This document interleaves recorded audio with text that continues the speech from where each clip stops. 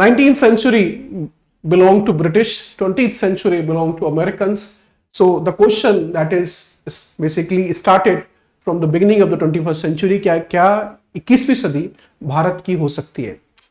Doctor Shashi Tharoor ने अपनी किताब पैक्स इंडिका में यह बात कही है कि 21st century could either be Indian century or a Chinese century, but it can't be both.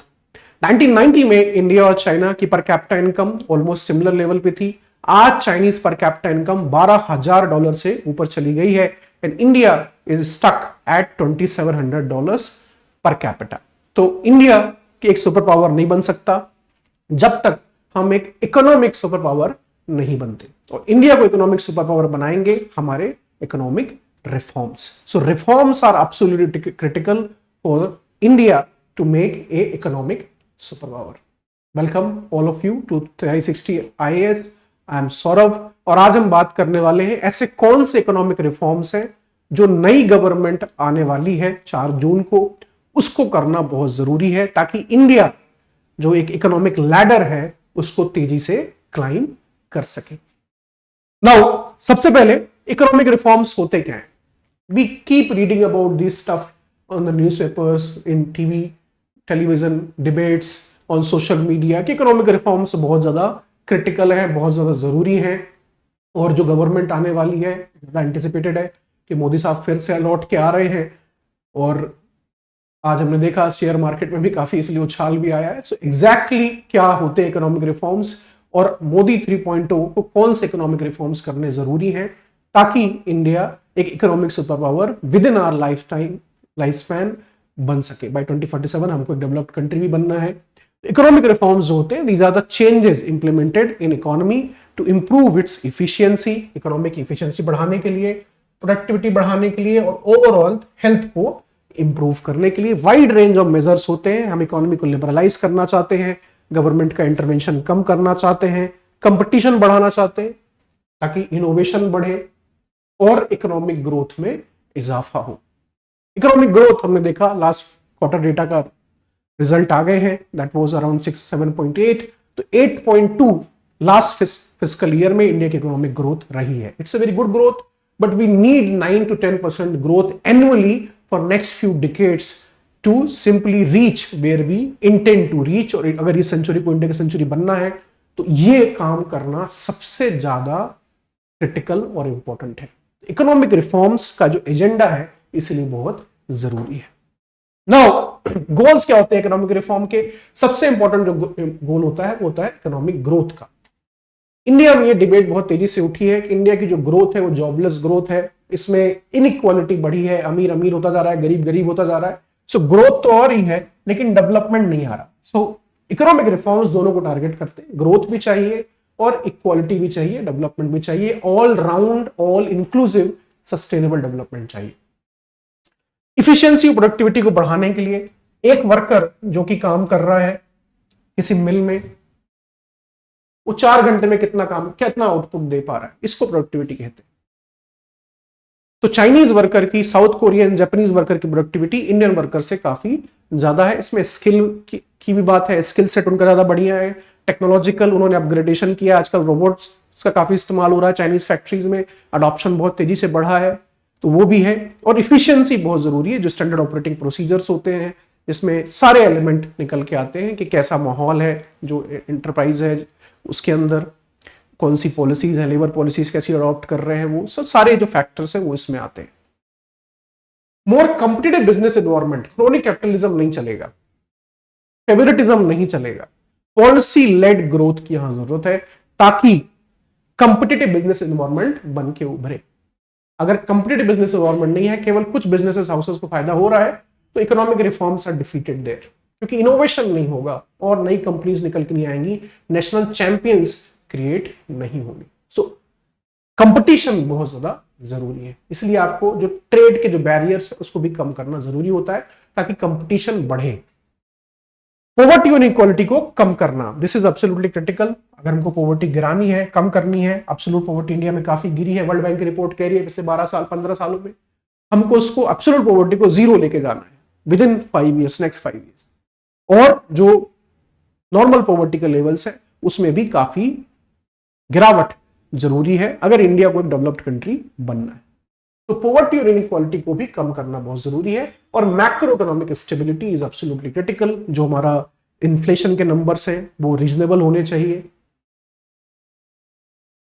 वो बहुत इंपॉर्टेंट होता है। तो macro economic stability is absolutely critical. Fiscal deficit इसमें आ जाएगा, इसमें इन्फ्लेशन आ जाएगा, इसमें आपके एक्सपोर्ट्स आएंगे, जिससे जो बैलेंस ऑफ पेमेंट है, जो हमारा अकाउंट है, that should be absolutely stable. Economic stability is also a important topic. Now अगर हम हिस्ट्री की बात करें इकोनॉमिक रिफॉर्म्स की, तो जनरली जो इकोनॉमिक हिस्टोरियंस हैं they divide into generally 3 generation reforms की यहां बात की जाती है। तो हम सब ने पढ़ रखा है, जनरली आप न्यूज़पेपर से पढ़ते हैं कि first generation reforms, second generation reforms, third generation reforms, ये होते क्या है।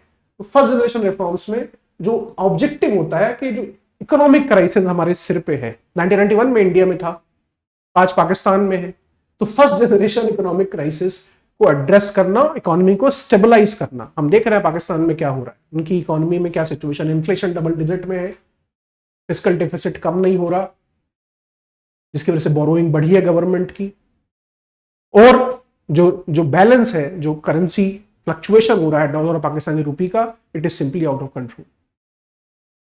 जस्ट फॉर द एग्जांपल, यहां 1991 में इंडिया के पास भी यही प्रॉब्लम्स थी। तो इसमें हम करते क्या है, मैक्रो इकोनॉमिक स्टेबलाइजेशन करते हैं, इन्फ्लेशन को कंट्रोल करते हैं, बजट के डेफिसिट को कम करते हैं और करेंसी को स्टेबलाइज करते हैं, जो कि 1991 में उस वक्त के तत्कालीन प्रधानमंत्री नरसिम्हा राव की गवर्नमेंट ने सक्सेसफुली किया।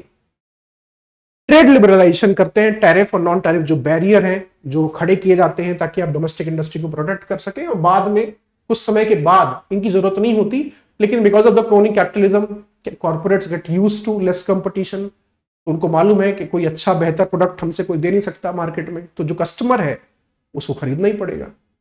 यहां पे हम टैरिफ को या नॉन टैरिफ बैरियर्स को कम करते हैं, प्राइवेटाइजेशन करते हैं। गवर्नमेंट का जो एक्सेसिव कंट्रोल है, commanding Heights of the economy कहा जाता था कि पीएसयूज के पास है, गवर्नमेंट के पास है, सोशलिस्ट राज में इंडिया में 1991 के पहले, उसमें प्राइवेटाइजेशन की शुरुआत करते हैं। इससे एफिशिएंसी बढ़ती है जो इंटरप्राइजेज है, और दूसरा फिस्कल बर्डन कम होता है, because you are selling your assets, तो उससे आपको पैसे मिलते हैं जिसका आपका फिस्कल डेफिसिट आप फुलफिल करते हो, और other than borrowing from the market, जिसमें आप सरकार को इंटरेस्ट देनी पड़ती है।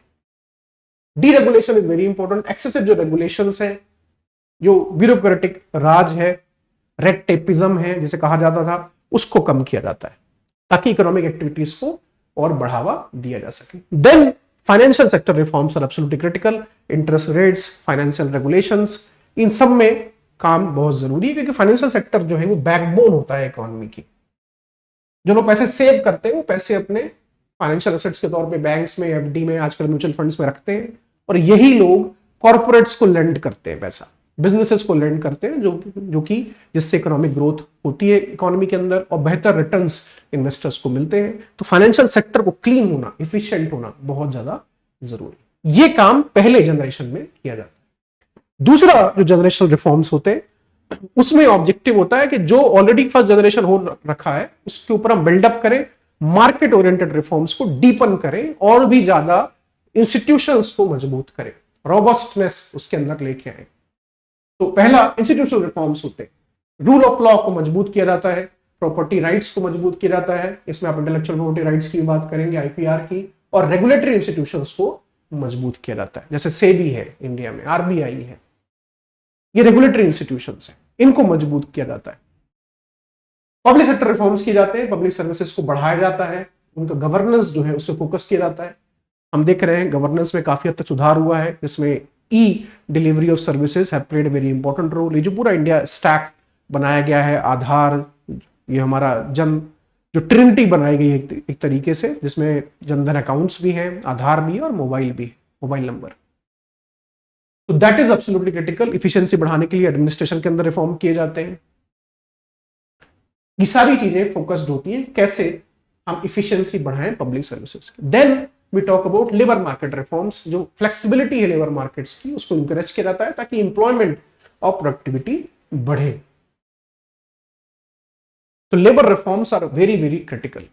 जब तक आप लेबर रिफॉर्म्स नहीं करते तो बिजनेसेस जो है उनके अंदर कॉन्फिडेंस नहीं आता, और because they fear the inspector Raj, the red tapism, और जो यूनियन पॉलिटिक्स होती है उसकी वजह से काफी ज्यादा डिसरप्शन होता है। Then social sector reforms, education, health care, social security, इनके ऊपर फोकस किया जाता है। जो बेसिक सर्विसेज हैं उनके सैचुरेशन की बात की जाती है, जो कि अभी गवर्नमेंट कर रही।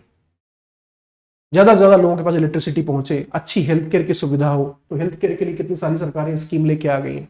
आयुष्मान भारत बहुत बड़ा एक मिशन जो लॉन्च किया गया, दुनिया की सबसे बड़ी इंश्योरेंस, हेल्थ इंश्योरेंस की स्कीम है ये। 50 करोड़ लोगों तक पहुंचाई गई है, 12 करोड़ हाउस होल्ड तक।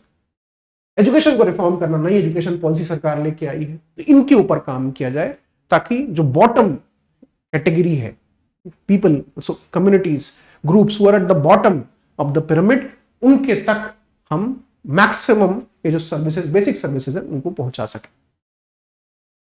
हाउसिंग भी आ जाएगा इसमें, इलेक्ट्रिसिटी भी आ जाएगा, क्लीन गैस भी आ जाएगा, सारी चीजें इसमें आएंगी। देन डिसेंट्रलाइजेशन, ज्यादा से ज्यादा आप लोकल गवर्नमेंट्स को ट्रस्ट करेंगे, उनकी सर्विस डिलीवरी, गवर्नेंस के ऊपर फोकस किया जाएगा। इंडिया में जो सबसे लोवेस्ट लेवल है गवर्नमेंट का, वो है पंचायती राज। तो वहां तक डिसेंट्रलाइजेशन करना बहुत जरूरी था, कॉन्स्टिट्यूशनली किया गया, लेकिन उसमें भी थोड़े लीवे दे दिया गया स्टेट गवर्नमेंट्स को। बहुत सारे प्रोविजंस ऐसे थे जो वॉलंटरी थे, पर कंपलसरी नहीं थे। तो स्टेट की गवर्नमेंट्स ने बहुत ट्रस्ट नहीं किया पंचायती राज इंस्टीट्यूशंस को। टैक्सेशन की उनकी पावर्स, उनकी प्लानिंग की पावर्स में काफी हद तक आप डाइवर्जेंस देखेंगे अक्रॉस द कंट्री। ये भी फोकस करना बहुत जरूरी है। चाइना में लोग कहते हैं कि भाई why the Chinese are successful? Chinese are successful because their local state governments are very effective and efficient. India में सबसे बड़ी प्रॉब्लम ये है कि जो आम आदमी है उसका एक्सपोजर जो है, उसकी जो डिमांड्स है सेंट्रल गवर्नमेंट, स्टेट गवर्नमेंट से काफी कम होती है। बेसिक डिमांड्स होती है कि भाई क्लीन रोड्स हमारे पास हो, इलेक्ट्रिसिटी 24/7 स्टेबल हो, लॉ एंड ऑर्डर अच्छा हो, सैनिटेशन हाइजीन की फैसिलिटीज हो, क्लीन ड्रिंकिंग वाटर पहुंचाया जाए। ये सारी चीजें म्युनिसिपैलिटी या लोकल गवर्नमेंट्स के अंदर आती जनरली आप देखेंगे, और वो सबसे ज्यादा इनएफिशिएंट है। अब पानी गिरेगा इंडिया में, मानसून आ गया, आप देखेंगे हर दूसरे दिन न्यूज़पेपर्स में, सोशल मीडिया के अंदर आपको दिखाई देगा कि वाटर क्लॉगिंग हो गई कहीं पे, इलेक्ट्रिसिटी के पोल गिर गए और लाइट नहीं है। ये बेसिक जो चीजें हैं यहां से निकल के आती, और यही गवर्नमेंट्स चाइना के अंदर बहुत इफेक्टिव है, बहुत सक्सेसफुल। तीसरा जो जनरेशन रिफॉर्म्स है, इनमें हम फोकस करते हैं इनोवेशन, सस्टेनेबिलिटी एंड जो इंक्लूसिवनेस के ऊपर हमने बिल्डअप किया सेकंड रिफॉर्म में, उसको और आगे लेके जाते हैं। तो इनोवेशन और टेक्नोलॉजी के ऊपर फोकस किया जाता है। रिसर्च एंड डेवलपमेंट हो गया, डिजिटलाइजेशन हो गया, न्यू टेक्नोलॉजीज को अडॉप्ट करना बिजनेसेस में, गवर्नमेंट के अंदर। Then sustainable development, environmental consideration काफी इंपॉर्टेंट हो जाते हैं, ग्रीन ग्रोथ की बात होगी, ग्रीन फाइनेंस की बात होगी, ये सारी चीजें निकल के आएंगी। Then inclusive growth, economic benefits को वाइडली शेयर करना, जिससे इनइक्वालिटी कम हो और समाज के अंदर सोशल पॉलिटिकल स्टेबिलिटी बनी रहे। Then you will focus on quality of governance, transparency, accountability, ये सारी चीजों के ऊपर और भी ज्यादा फोकस थर्ड जनरेशन रिफॉर्म्स के अंदर किया जाता है, और भी इसको इफेक्टिव कैसे बनाया जाए। Then global competitiveness, global scale पे इकोनॉमी को लेके जाना, मेक इन इंडिया, आत्मनिर्भर भारत, ये जो प्रोग्राम्स हैं, इनमें जो प्रोडक्ट्स और सर्विसेज इंडिया बनाएगा, एक्सपोर्ट करेगा, उनकी क्वालिटी, उनकी कॉम्पिटिटिवनेस को ग्लोबल लेवल पे लेके जाना, उसके लिए रिफॉर्म्स करना थर्ड जनरेशन रिफॉर्म कैटेगरी में आएगा। तो now you will say, you can say that second generation में बहुत सारे रिफॉर्म्स हुए हैं, बहुत सारे नहीं हुए हैं। First generation near by complete है, और थर्ड जनरेशन में भी आप कुछ कंप्लीट देखोगे, कुछ कंप्लीट नहीं देखोगे। तो ऐसे कौन से रिफॉर्म्स हैं जो सरकार को अब करने चाहिए? सबसे पहला जो रिफॉर्म करना चाहिए, अगर हम देखें, अगर मोदी साहब जीत के आते हैं, तो एग्जीक्यूटिव और लेजिस्लेटिव रिफॉर्म, दो रिफॉर्म कैटेगरी में आएगा। तो हाई इंपैक्ट रिफॉर्म्स में एग्रीकल्चर रिफॉर्म्स है, जीएसटी रिफॉर्म्स है, defence manufacturing, multi brand retail, judicial reform, land reforms, ये सारे एग्जीक्यूटिव रिफॉर्म्स प्राइमरीली अगर आपको दिखाई देंगे, एग्जीक्यूटिव लेजिस्लेटिव दोनों हाई इंपैक्ट के होंगे। Manufacturing policy, infra push, fiscal prudence, green energy, mines auction process, urban housing, gas sector, ये सारी चीजें, पेंशन रिव्यू सिस्टम हो गया, इनका they are less likely in this government, but impact इनका काफी इंपॉर्टेंट है। पेंशन सिस्टम रिव्यू, आजकल काफी डिबेट चल रही है कि नई pension scheme, old pension scheme के पॉइंट ऑफ व्यू से। New direct tax code is high in demand, ease of doing business, asset monetisation. तो बहुत सारे रिफॉर्म्स के एजेंडा सरकार के सामने रखा जा रहा है। In today's class I am going to focus on 5 to 6 most important reform, जिनमें से पहला रिफॉर्म है जुडिशियल रिफॉर्म्स। जुडिशियल वैकेंसीज को इंडिया की कोर्ट्स में फिल करना, और इसका डिफिकल्टी लेवल काफी ज्यादा है because a lot of political consensus is required है, और स्टार्ट भी नहीं हुआ है। तो 3 कैटेगरीज में जनरली डिवाइड किया जाता है कि स्टार्ट है कि नहीं है, इनकम्प्लीट है और कंप्लीटेड है। तो जुडिशियल केसेस इंडिया में आप देखें 5 करोड़ से ऊपर पेंडिंग है। ईज ऑफ डूइंग बिजनेस में सबसे बड़ी प्रॉब्लम अगर आप देखेंगे तो ईज ऑफ जस्टिस डिलीवरी दिखाई देगा आपको। कॉर्पोरेट के केसेस फंसे रह जाते हैं कोर्ट के अंदर, सामान्य व्यक्ति के केसेस कोर्ट के अंदर फंसे रह जाते हैं, 10 साल 20 साल 25 साल बाद फैसला आता है। तो justice delivery is at the heart of rule of law, at the heart of ambient climate और फॉर द बिजनेस इंटरप्राइजेस। ये बहुत इंपॉर्टेंट है। तो इंडिया के सबऑर्डिनेट कोर्ट्स में अगर हम देखें बहुत सारी वैकेंसीज हैं जिनको फुलफिल करना बहुत ही इंपॉर्टेंट है। तो यहां पे अगर आप देखेंगे it is not even started and this is a serious problem. दूसरा जो रिफॉर्म है इलेक्ट्रिसिटी का रिफॉर्म है। इलेक्ट्रिकल जो पावर है, इलेक्ट्रिसिटी एक्ट जो है, जो वाजपेयी साहब की गवर्नमेंट में निकल के आया था, वो 20 साल पुराना कानून हो गया। अब इसमें काफी ज्यादा चेंजेस की जरूरत है क्योंकि बिजनेसेस के लिए सबसे इंपॉर्टेंट जो चीज होती है वो है access to power, 24/7 affordable qualitative power. ऐसा नहीं कि वोल्टेज ऊपर नीचे हो रहा है या फिर 2-3 घंटे का पावर कट हो रहा है, दिस इज एब्सोल्युटली क्रिमिनल। ये नहीं होना चाहिए। तो स्टेट लेवल जो टैरिफ सेटिंग बॉडीज है, basically they have been enable to balance political interest and consumer requirements. तो ये प्रॉब्लम क्रिएट होती है। अभी जो इलेक्ट्रिसिटी कंपनीज हैं, डिस्कॉम्स जिनको हम कहते हैं, डिस्ट्रीब्यूशन कंपनीज, वो पावर एग्रीकल्चर फीडर में डाल रही हैं। अब वहां पे बिल्स लिए नहीं जाते, as a form of subsidy farmers को प्रोवाइड किया जाता है। ये एक बहुत ही प्रॉब्लमेटिक एस्पेक्ट है। थेफ्ट काफी ज्यादा होता है, AT&C लॉज जिसे हम कहते हैं वो काफी ज्यादा होता है। तो यहां पे रिफॉर्म की जरूरत है। जो नया कानून है इसको लाना चाहिए, इलेक्ट्रिसिटी एक्ट को अमेंड करना चाहिए, और जो प्राइसिंग है इलेक्ट्रिक पावर की उसको कंट्रोल और मॉडर्न रिक्वायरमेंट के हिसाब से एडजस्ट करना चाहिए। क्योंकि ये जो कानून बनाया गया था तब बनाया गया था जब इंडिया में डेफिसिट था बिजली का। अब आज हमारी इंस्टॉल्ड पावर कैपेसिटी जो है वो 462 गीगावाट है। आने वाले समय में और भी ज्यादा ऐड की जाएगी विद इन 5-6 ईयर्स। तो जो डिमांड है वो बढ़ रही है, that is very good, but supply side also have significantly improved, जिसकी वजह से ये जो डेफिसिट वाला माइंडसेट है इसको हमको हटाना चाहिए। 10 ब्लॉक सिस्टम होता है टैरिफ का बिजली के बिल के अंदर। आप अगर आपने बिल कभी देखा होगा, 100 यूनिट के लिए 2.5 रुपए फॉर एग्जाम्पल, उसके ऊपर गए तो 5 रुपए, फिर 7 रुपए। तो basically this is like penalising the customer और कंज्यूमर कि आप ज्यादा बिजली का इस्तेमाल ना करें। डेफिसिट माइंडसेट है, जब होती नहीं थी तो ये सही था, अब it is no longer sustainable. तीसरा लैंड रिफॉर्म, रिप्लेस करना, अमेंड करना लैंड एक्विजिशन एक्ट को। ये काफी जरूरी है। अगर आप जितने प्रोजेक्ट्स गवर्नमेंट ऑफ इंडिया के देखें ट्रांसपोर्ट इंफ्रास्ट्रक्चर रिलेटेड, काफी ज्यादा आपको दिखाई देगा एक्सपेंसिव होते हैं, और उनमें सबसे बड़ा कॉस्ट लैंड का होता है। और लैंड वो डोमेन है जहां काफी बड़ी मात्रा में ब्लैक मनी लोगों की, नेताओं की, ब्यूरोक्रेट्स की, ऐसे लोगों की इन्वॉल्व होती है। इसलिए काफी प्राइसेस इन्फ्लेटेड है इंडिया में लैंड्स के। इसको अमेंड करना, ये रिप्लेस करना बहुत जरूरी है, and this is very very important. Otherwise what will happen that, जैसे इसमें कानून में है कि भाई 80% रेसिडेंट्स की रिक्वायरमेंट होती है before buying land, making it difficult to find plots for industry and infrastructure. इसलिए लैंड बैंक्स की भी बात की जाती है, but that is a shortcut. इस लॉ को रिप्लेस करना, अमेंड करना बहुत जरूरी है। 2015 में कोशिश की थी मोदी साहब ने, बाद में पॉलिटिकल कंट्रोवर्सी वो पीछे हट गए। तो this is very important to do. Now GST rate का सिंप्लीफिकेशन और जो जनरल जीएसटी रिफॉर्म्स है, भाई अभी 0% अगर आप छोड़ दें तो किसी के ऊपर 5% है जीएसटी, 12% है, 18% है, 28% है। तो जो स्लैब्स हैं काफी ज्यादा है, जिसकी वजह से कंफ्यूजन भी होता है, अनसर्टेनिटी होती है, एडमिनिस्ट्रेटिव केओस भी हो जाता है। इसको रैशनलाइज करना बहुत जरूरी है। बेसिकली 3 रेट्स जनरली होनी चाहिए, इंक्लूडिंग ए 0% रेट, जिससे सिंप्लीफाई हो। इससे टैक्स जीएसटी जो कलेक्शन है वो भी बढ़ेगा और बहुत हद तक सहूलियत जो है वो हो जाएगी। इसके अलावा ये जो पेट्रोलियम प्रोडक्ट्स हैं या इलेक्ट्रिसिटी है, इसको भी जीएसटी के अंदर, ये जो लिकर इंडस्ट्री है इसको भी जीएसटी के अंदर होना चाहिए। आपने रिफॉर्म पुश किया, इसको फुलफुली इसको पुश करना जरूरी है। Half wed approach will not work. Then there are railway reform. Railway इसके ऊपर काफी बात हो रही है। अभी लास्ट ईयर ओडिशा में इतना बड़ा हादसा हुआ, जो नॉर्मल सर्विसेज है रेलवेज की काफी डिटेरिएट हुई हैं रिगार्डलेस ऑफ वंदे भारत। हम हर दिन देखते हैं सोशल मीडिया में न्यूज़पेपर्स में कि there are many difficulties these days when it comes to railways. Unfortunately yesterday also there was an accident in Punjab.